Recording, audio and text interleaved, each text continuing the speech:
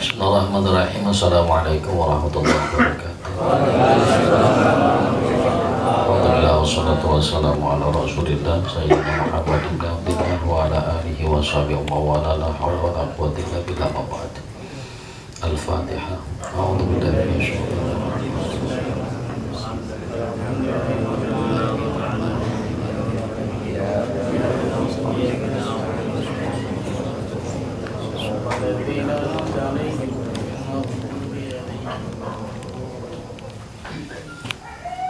Al-Mukarramun jamilah satidatil kiram, seluruh guru yang hadir, yang mohon maaf saya tidak sebut satu-satu, insyaallah tidak mengurangi rasa ta'zim dan hormat saya kepada para guru sekalian.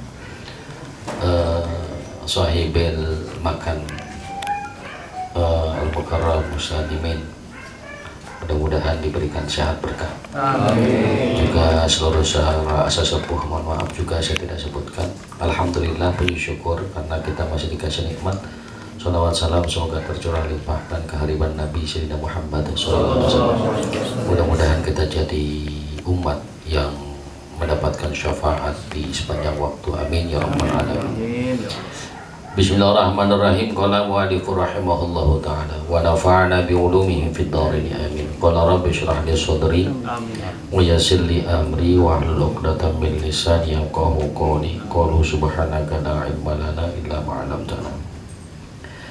Hadirin yang dirahmati Allah Subhanahu wa ta'ala, kalau enggak salah terakhir saya bahas tentang bagaimana menjadi imam gitu ya. Benar enggak tuh? Hah? Bagaimana menjadi imam ya, syarat-syarat sahnya jadi imam. Sebetulnya simpel. Bagaimana caranya jadi imam? Tanya Ustadz Imam. Karena jadi imam Ustadz Imam biar sholatnya jadi makmum tetap aja imam ya, Ustadz Imam, Masya Allah. Sebagaimana dahulu pernah saya sampaikan tentang yang pertama adalah al-islamu, beragama Islam. Jadi non muslim tidak boleh jadi imam. Kemudian yang kedua al-aqlu, orang yang punya akal. Orang gila nggak boleh jadi imam. Kemudian al-bulughu, orang yang dewasa, yang sudah baligh, itu boleh menjadi imam. Walau ada pendapat lain, jika ada anak kecil yang tamyiz, artinya anak belum baligh tapi udah paham, itu masih boleh. Ya, anak kecil belum baligh tapi udah paham, itu boleh jadi imam. Orang tua yang nggak paham boleh nggak jadi imam? Anak kecil paham boleh jadi imam. Orang tua nggak paham boleh nggak jadi imam? Boleh aja dah, nggak balik. Makanya subhanallah, kemarin lagi pandemi sampai hari ini ya, rata-rata punya job imam di rumah masing-masing. Ya, alhamdulillah walau nggak ada yang ngamplopin tapi paling nggak belajar jadi imam ya. Mau kapan lagi gitu, di masjid nggak dipakai gitu, di musola nggak dipakai, minimal di rumah begitu ya. Nih adun Allah subhanahu wa ta'ala. Kemudian adzukur al-muhaqqiqah idza kana al-muqtadi bi rajulan aw khuntha. Kemudian syaratnya adalah laki-laki tulen, karena memang disebutin tulen gitu Bang Purkon ya, laki-laki tulen. Bang Purkon udah sunat bulan ya, jadi harus laki-laki. Kalau memang dia ternyata khuntha, itu tidak boleh. Atau perempuan boleh jadi imam, khusus untuk perempuan. Kalau makmumnya itu bercampur, maka yang wajib jadi imam adalah laki-laki. Saya singkat karena ini sudah saya bahas gitu ya. Kemudian yang selanjutnya at-taharatu minal hadathi wal khubuthi. Suci daripada hadas, baik itu hadas besar ataupun hadas kecil. Hadas besar itu paham ya, karena perbuatan. Hadas kecil itu adalah misalnya kita nggak punya wudhu. Kalau hadas besar berarti kita punya junub. Tuh. Jadi orang yang mengimami tidak punya kesucian, dia tidak boleh menjadi imam. Kemudian hadir rahmati Allah, bagaimana kalau kemudian si makmum yang memang alim, dia nggak paham, dia nggak tahu nih imam, kan kita nggak tahu imam itu kentut apa kagak. Apakah kemudian si makmum ini sah sholatnya? Tetap sah. Misalnya begini, ketika selesai assalamualaikum warahmatullah, assalamualaikum warahmatullah, baru astagfirullahaladzim, astagfirullahaladzim, astagfirullahaladzim, alladzi la ilaha illa. Imam keingetan, ya Allah tadi kentut. Dia ngomong sama makmum, jamaah mohon maaf ya, sholat kita ulangin. Lah emang apa? Saya tadi kentut, emang gak pada denger gitu. Misalnya gitu ya. Lah enggak, orang halus banget sih. Misalnya nih, ada subhanahu wa ta'ala, maka makmum nggak usah mengulang, illa kecuali pada saat sholat Jumat. Ya, kalau sholat Jumat misalnya imam baru sadar, ini pernah kejadian di Pondok Kopi, cuman bukan saya ya. Itu setelah mengimami, kemudian mohon maaf sholat Jumat kita ulangi. Kenapa? Karena ternyata si imam ini kentut sebelumnya, atau dia lupa kalau dia belum berwudu setelah kentutnya. Makanya penting orang yang jadi imam paling tidak harus mudawamah bil wudu. Ya, harus mudawamah, harus terus menerus punya wudu. Itu penting. Mau tidur harus wudu. Sebab kadang-kadang ada orang begini, mau pakai wudu amat ntar gue batal lagi gitu. Padahal enggak. Ketika antum sudah wudu mau tidur, kan sebutannya ketika tidur udah batal wudu kita. Tapi tetap disunahkan untuk wudu. Paling tidak ketika wudu tercatat rezeki antum untuk bangunnya nanti. Itu salah satunya manfaatnya. Ketika antum mau sholat, mau tidur wudu, maka ketika tidur itu untuk bangunnya udah disiapin rezekinya oleh Allah. Pantas kita Romana bangun tidur puyeng mulu. Iya. Bangun tidur yang ada bukan rezeki, pikiran. Urusan inilah baru bangun tidur udah banyak buat pikiran. Ya, hadirin dan rahmati, boro-boro sempat nikmatin kopi itu. Ya nih, makanya wudu. Bangun tidur pun demikian. Wudu. Ya. Walaupun katakanlah untuk kita mengikuti mazhab Syafi'i ya, Imam Syafi'i, memang ketika bersentuhan dengan istri itu batal. Maka paling capek sebetulnya kalau ikutin Imam Syafi'i. Artinya entar dikit-dikit kesentuh bini batal, wudu lagi, ngambil wudu. Saya begitu juga Pak Tadus ini. Misalnya saya pulang dari ngajar atau dari masjid, itu kan kita punya wudu, balik ke rumah itu pasti batal karena istri salaman. Saya selalu wajibkan istri itu salaman, anak-anak apalagi. Sebab saya pulang itu nggak dari diskotik, ya. Saya pulang nggak dari tempat biliar, enggak. Saya pulang dari tempat taklim, saya pulang dari tempat yang baik, insya Allah ilok malaikat nggak ngikut, gitu. Atau paling tidak ketika kita berada di majlis ini kan setiap orang punya doa baik untuk yang lainnya. Nah, doa itu sampai kepada kita, wasilah salaman anak kita kepada kita, istri kita terhadap kita, mudah-mudahan sampai doa itu. Ini kita pulang ini lagi ngelingkeran aja. Ya hari nggak apa-apa itu juga ya. Kalau emang dia udah tidur nggak usah salaman, cium kening. Kita mau cium, keriput amat. Ya hadirin yang rahmat. Ini penting. Atau paling tidak kita mendoakan, karena tadi ini sudah kita pulang nih dari majelis, kita pulang dari majelis ilmu, manfaatnya luar biasa hadirin. Ya. Begitupun sama begini.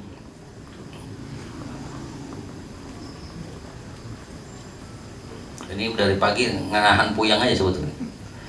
Begitupun begini misalnya, orang pulang dari tempat minum-minuman keras, ya kan, nyampe ke rumahnya bau alkoholnya kebagian tuh, ya enggak?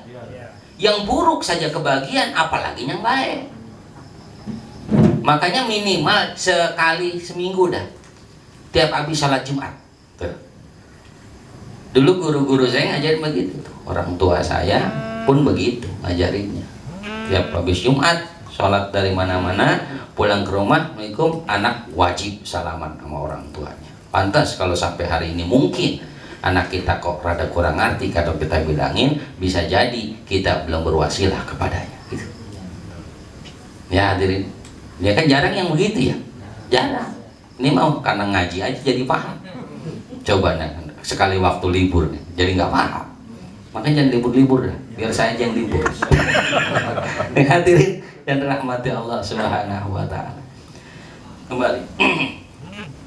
Jadi orang yang punya hadas itu sholat si imam ya nggak boleh. Tapi kalau misalnya tahu nggak boleh diikuti. Ayo, apa yang mau jadi makmum? Saya, gua habis kentut nih ya. Nggak apa-apa, ayo. Lu mau pinteran ini, mau pinter kayak mau enggak, tetap aja sama urusan hukum. Ini hadirin rahmat Subhanahu wa Ta'ala. Ya.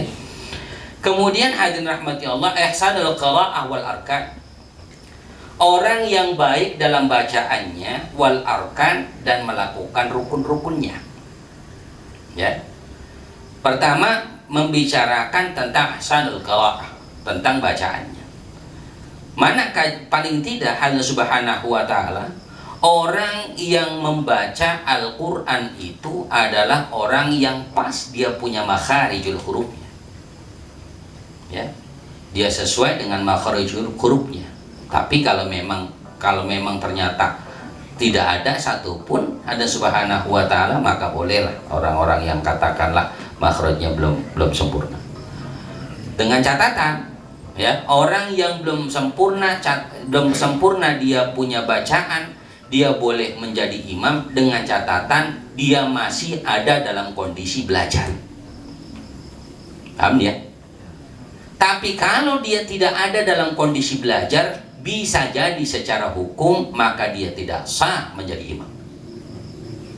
Misalnya ada imam Bismillahirrahmanirrahim, Alhamdulillahi Rabbil Alamin, misalnya Ar-Rahmanir-Rahim, Maliki Yaumiddin, Iyyaka berdua, Iyyaka nasta'in, misalnya, ya, Iyyaka berdua tuh ya, nggak bisa bertiga, nggak, udah sempit. Ini ada Subhanahu wa Ta'ala. Dia misalnya si imam bacain satu kampung atau satu musola atau masjid, dia masih ada bacain begitu. Tapi si imam ternyata di lain malam, ya, dia masih ngaji misalnya. Oh, dia masih ngaji Iqra, pantes. Ya, Iqra setengah lagi. Ya, dia masih ngaji Iqra, maka keimamannya masih dianggap boleh. Dengan catatan tadi, dia harus tetap dalam kondisi masih belajar. Bagaimana kalau ternyata dia ngimamin, sama sekali nggak belajar, maka si imam ini tidak pas untuk jadi imam, nggak boleh secara hukum, nggak boleh jadi imam. Ya. Jadi hadirin Subhanahu wa Ta'ala, intinya ketika seseorang belajar itu insya Allah ada jaminan untuk diterima oleh Allah Subhanahu wa Ta'ala. Maaf, kita lah nih, saya pribadi pun sama. Kita kalau ukuran baca Quran udah bener apa belum? Belum. Kalau ukuran sholat yang kita lakukan bertahun-tahun itu udah paham belum sama sholat kita? Kan belum paham, betul ya?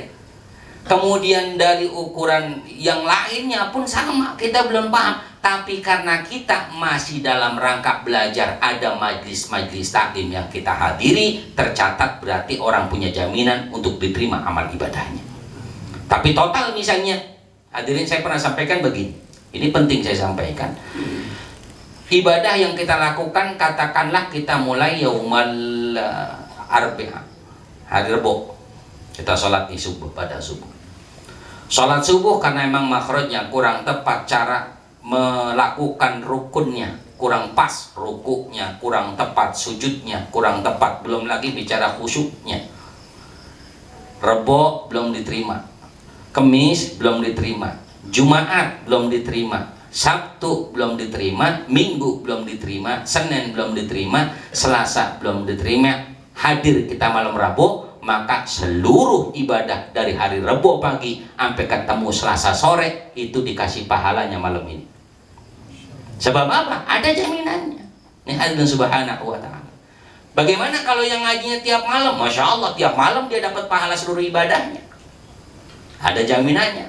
Ya, ini hadir. Lihat, kita kalau punya jaminan satu doang nih di bank, agunan, kita punya atu doang, ya dapat pinjaman dikit. Ya apa enggak? Tapi makin besar agunannya, Allah Subhanahu wa ta'ala, makin besar agunannya, insya Allah dapatnya pun makin besar. Bagaimana artinya? Semakin banyak kita ngaji, insya Allah semakin mudah untuk mendapat ridho Allah. Kalau Allah sudah ridho, pasti surganya Allah kita dapat. Ini Allah Subhanahu wa ta'ala. Itu orang dulu luar biasa. Saya ingat yang namanya orang dulu tuh, yang namanya ngaji pokoknya luar biasa. Kalau orang Pondok Kopi dulu ngajinya ke Kuitang tiap minggu pagi. Saya dari kecil itu udah diajak ke Kuitang. Tiap hari minggu pagi naik patas itu. Turun di Kuitang, jalan sampai ke masjidnya. Ya sampai sekarang alhamdulillah jadi dekat sama Habib Ali, sama almarhum Habib Abdurrahman. Dan kebetulan juga memang ngajarnya di Asadiah juga beliau. Dan ini hadirin rahmati Allah Subhanahu wa ta'ala, orang dulu tuh luar biasa rajinnya, luar biasa istiqomahnya, padahal jauh. Saya nggak ngomongin orang kita dah. Ya, ini mau orang dulu aja dah. Ya, orang sekarang mah masing-masing tahu kita. Ini ada Subhanahu wa ta'ala. Masya Allah. Jadi kalau mumpung ada pengajian dekat, hadir, nggak apa-apa, hadir. Itu untuk jaminan daripada amal ibadah kita. Hadirin yang dirahmati Allah Subhanahu wa ta'ala. Kemudian fala tasu imamatul wahid. Orang yang memiliki hadas tentu tidak sah dia menjadi imam. Ya, tentu tidak sah. Bagaimana makmum yang nggak tahu? Tetap nggak sah dia kalau diikutin juga. Ya, atau dia menganggap atau katakanlah mengira-ngira, atau kalau bahasa apa ya, meyakini kalau si imam ini tadi gue tahu dia kentut nih. Ya, dia yakinin bahwa si imam ini ternyata belum punya wudhu, dia yakin itu, dia masih ngikutin juga, itu nggak sah juga saudara. Ya, ini Allah Subhanahu wa ta'ala. Begitupun sebaliknya, kalau keyakinannya justru melawan daripada faktanya, itu pun nggak sah juga. Maksudnya bagaimana? Udah jelas-jelas si imam kentut, kata dia yang ngikutin, agak dia malah kentut. Memang dia dengerin, sampai aroma juga dia dibagi, ya misalnya ada, tapi dia yakin enggak, dia mau nggak kentut, yakin gua, ya maka tetap saja dia nggak sah salatnya. Ya hadirin yang dirahmati Allah Subhanahu wa ta'ala. Ya, bahkan hadirin yang dirahmati Allah, menurut Imam Hambali,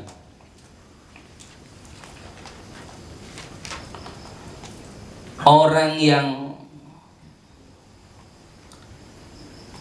dimaksud itu ihsanul qiraah alim adalah orang yang al-a'lam bil ahkamil shalah.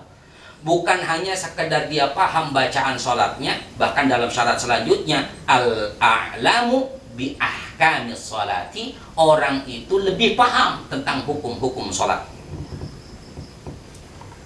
Bahkan tentang hukum salat yang dimaksud tumal a'lamu bis sunnati wal hadits. Paham dia tentang bagaimana Rasulullah melakukan sholat, dan paham juga bagaimana ucapan Rasulullah SAW. Dia paham bagaimana dengan apa yang dilakukan oleh sahabat ketika melakukan sholat. Hafal dia. Kemudian bukan cuma hafal sanad hadisnya, bukan sekedar hafal matan hadisnya, tapi bahkan harus hafal siapa periwayat hadis itu. Nah, kalau kayak begitu kagak ada sholat kita. Siapa yang tahu coba dah. Ya Allah ya Rabb. Ini Allah Subhanahu wa ta'ala. Ya, ay al-adra bi turuqil Qur'an aw bil qira'ah wal amku min ghairi fi makharijil huruf. Begitupun orang yang ihsanul qira'ah adalah orang yang bukan hanya sekedar paham tentang makharijil hurufnya, dia juga harus mengerti tentang hukum bacaannya, bahkan hadirin rahmati Allah Subhanahu wa ta'ala, tentang hukum-hukum dalam Al-Qur'an itu pun dia kudu paham. Ya minimal sedikit, ya nggak semuanya paham, minimal ada yang dia paham. Itu kalau bicara keafdolan. Nih hadirin rahmati Allah Subhanahu wa ta'ala. Maka tentu berbeda kemudian hadirin antara kita naik angkot dengan naik taksi, iya kan? Naik angkot sama naik taksi, kira-kira ongkosnya sama nggak? Beda. Begitupun kalau yang ngimamin orang yang alim dengan orang yang biasa, kira-kira sama nggak pahalanya? Akan berbeda. Maka subhanallah, setiap orang berharap diimamin oleh orang yang alim, karena pahalanya paling tidak lebih banyak lagi. Ini ma'asyiral hadirin rahmati Allah subhanahu wa ta'ala ya. Oleh sebab itu hadirin yang dirahmati Allah subhanahu wa ta'ala, paling tidak tadi saya sampaikan bahwa ketika kita masih belajar ya, insya Allah pengimaman kita, ketika kita ditunjuk jadi imam, insya Allah itu masih diterima juga, insya Allah ya. Kemudian hadirin yang dirahmati Allah subhanahu wa ta'ala, syarat selanjutnya kaunuhu ghairu makmum. Si imam ini yang dijadikan imam bukanlah seorang makmum. Maksudnya bagaimana? Jangan kemudian kita mentang-mentang gedeg sama imam ya, nih males gue ngikutin ya, lu aja gue ngikutin dah. Tuh, sab yang terakhir yang diikutin tuh misalnya, itu nggak boleh, om lagi diimamin kok. Atau misalnya, nih saya pernah sampaikan, kita sama-sama bermakmum nih, Allahu Akbar. Ketika sudah tahiyat akhir, kita bangun sama-sama berdua nih, bangun. Karena jamaah banyak, cuman kita berdua yang saf yang rukunya masih belum sempurna. Kita bangun. Maka kita nggak boleh mundur untuk menjadikan si yang satu ini jadi imam, tidak. Karena bagaimanapun posisi dia makmum juga awalnya. Apalagi sama-sama bareng kita tadi. Ilah kecuali kita nggak ngikut bareng dia tadi, kita baru nyampe. Paham ya? Kalau kita baru nyampe, boleh kita ngikut. Mana nih makmum yang enak? Imam yang kan kadang begitu orang tinggal banyak banget. Jadi imamnya banyak banget ya. Kita pilih yang mana nih kira-kira ya, subhanahu wa ta'ala.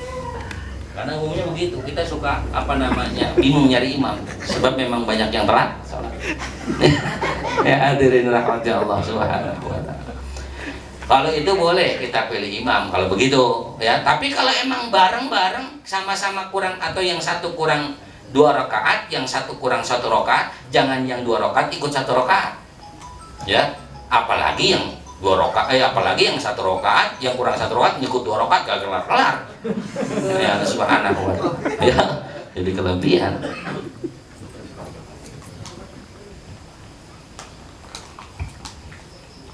Kemudian hadirin yang dirahmati Allah, ayyakunal imam sahihul lisan. Ya. Si imam ini haruslah dia punya lisan itu sahih. Artinya apa? Yantiqu bil hurufi ala wajh. Dia menyebutkan huruf dengan sesuai dengan makhrajnya. Ya.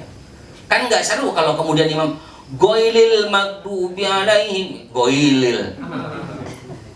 Alhamdulillahi rabbil alamin, hilobil. Ya lob. Kan jadi lob kalau dibalik kan jelek banget. Ya ada subhanahu. Hilobil Allahmanirrahim Malik Yaumiddin, atau yang kira-kira kurang tapi danta Ar-Rahmanir-Rahim ya, Ar-Rahmanir-Rahim misalnya, kan ada gitu ya. Maka Allah subhanahu wa ta'ala, Nabi Allah Musa itu waktu diutus bareng siapa? Nabi Allah Harun ya. Nabi Allah Harun. Karena Nabi Allah Musa dalam doa Rabbi syrah li sadri wa yassir li amri wahlul 'uqdatam min lisani yafqahu qawli, satu ungkapan mengatakan beliau gagap, satu ungkapan mengatakan beliau agak pelok. Ya, Allah subhanahu wa ta'ala, sehingga Nabi Allah Harun lah yang sebagai katakanlah juru bicara, termasuk juga pengimaman misalnya ketika sholat. Ini Allah subhanahu wa ta'ala. Begitu juga orang yang paling afdal adalah orang yang sahihul lisan. Bagaimana ada orang yang sahih lisannya, ro-nya, r-nya jelas banget, kalau nyebut ro, r jelas banget, goblok, jangan. Ya, masih mendingan yang itu juga nih Allah subhanahu wa ta'ala. Ya, nih ma'asyiral hadirin subhanahu wa ta'ala.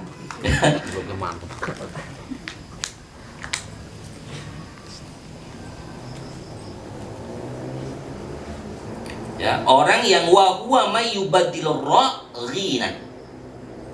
Ya. Yang dimaksud dengan orang yang tidak sahih lisannya adalah orang yang mayyubadil ra ghinan, orang yang merubah suara ro-nya menjadi ghin. Ya, maksudnya tadi kayak Ar-Rahmanir-Rahim gitu maksudnya.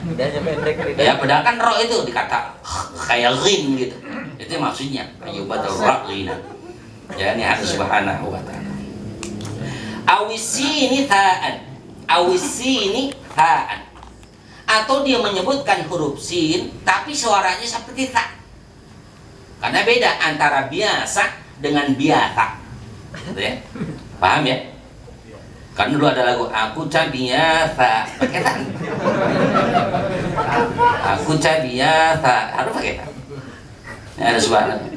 Awidzala zayan, atau orang awisina ta'an awidzala, atau orang yang menyebut huruf zal itu ada titik satu di atas dengan zai. Za dengan za itu beda. Zaza. Ya. Kalau jaja miharja itu pakai jim semua. Ya. Nah, pakai jaza, zaza, miharja. Itu udah makharij pakai. Ya, makharijul huruf. Zaza, miharja. Nah, Allah Subhanahu wa taala. Jadi hadirin rahmati Allah, ini harus disesuaikan tadi.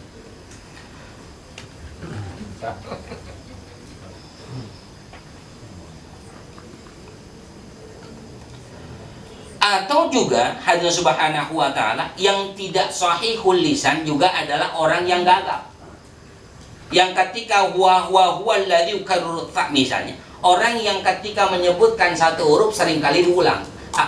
Alhamdulillahi rabbil alamin misalnya. Ya. Ar-Rahmanir Rahim Maliki Yaumiddin. Takutnya yang amin itu repot. Amin. Amin ya. Makanya imam yang model begitu, sebab gagap itu bisa nular. Ya hadirin. Lah kalau imamnya gagap, lah makmumnya begitu juga jadi. Amin. Ya Allah ya Rabb. Paham nih ya. Ahlan wa sahlan. Ustadzun al-Karim, guru kita Mukarram Ustadz Syukran Makmun ya. Sebab bukan syukran kathiran ini.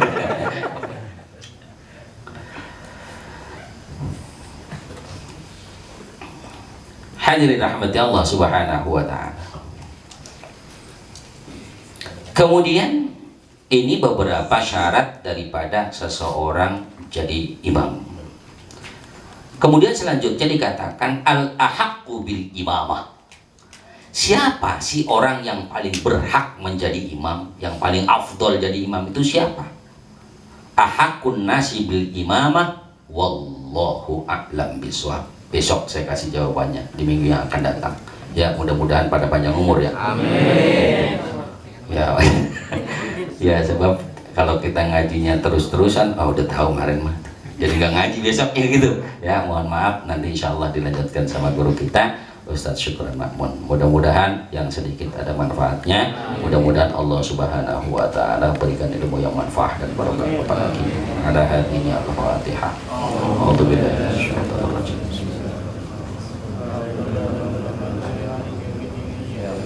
Iyyaka na'budu wa iyyaka nasta'in ihdinas siratal mustaqim siratal ladzina an'amta 'alaihim ghairil maghdubi 'alaihim waladdallin amin. Subhanakallahumma bihamdika asyhadu an la ilaha illa anta astaghfiruka wa atubu ilaik. Dari saya cukup sekian. Wassalamualaikum warahmatullahi wabarakatuh.